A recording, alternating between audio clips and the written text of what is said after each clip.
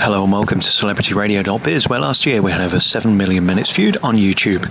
This week we focus on Urinetown, the musical, which opened at the Apollo Theatre in the West End on the 8th of October 2014.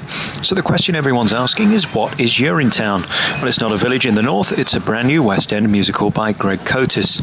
The original idea for Urinetown was born after Greg encountered a pay-per-use toilet whilst travelling in Europe. He began writing the award-winning book shortly afterwards, joining Mark Hollmann, composer and lyricist.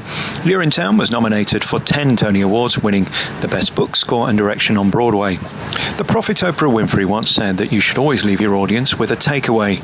In other words, you must have a point, leave a message, emotion, or some form of learning by the end of the show. At the end of Urinetown, I was left wondering if it was officially the most pointless waste of time and money in the West End.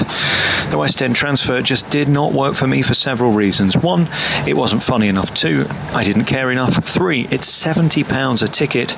And 4, there was absolutely no takeaway other than disappointment. Okay, that's a bit harsh, but at a time when it's almost impossible to get the budget for a West End production, why make one that literally takes the piss? I first saw this production off-Broadway and loved it. It had off-Broadway prices in a shitty theatre that was officially condemned shortly after it closed, and it just felt right. In the newly collapsed and rebuilt Apollo, it felt like a stinky movement in the Ritz reception restroom. Frustratingly for me, the cast was superb, their performance was excellent, and the lighting and set was clearly West End ready. However, none of it made sense. Huge numbers about nothing. I'm never a fan of toilet humour, and this show was full of it, obviously.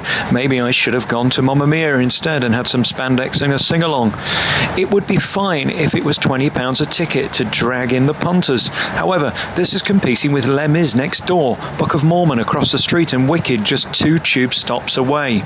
All at the same price, but offering Premier League compared to Sunday Kickabout. Again, the cast can't be criticised. The set was lovely and the lighting was superb. But as the saying goes, you just can't polish a turd. I couldn't help but think, why are the audience laughing? What are they laughing at? Is it me? And why am I missing Bake Off for this? I get the bigger message, but for the love of God, this is a long way to go about making it. I very rarely write a review this crude or harsh, but I felt compelled to be honest about Urinetown. It just doesn't stack up compared to the other musicals surrounding it in the West End. If it were cheap and it were a one-off, fine. It would be a nice night out. This has got to be one of the most disappointing nights in a West End theatre in my 20-year reviewing career. You've been listening to another review by me, Alex Belfield, here at CelebrityRadio.biz, where last year we had over 7 million minutes viewed. Check out all our various interviews and reviews at www.celebrityradio.biz. You've been listening to a review of Urinetown, unfortunately. Good luck. Maybe it's just poor, humorless me. Enjoy. Ta-da.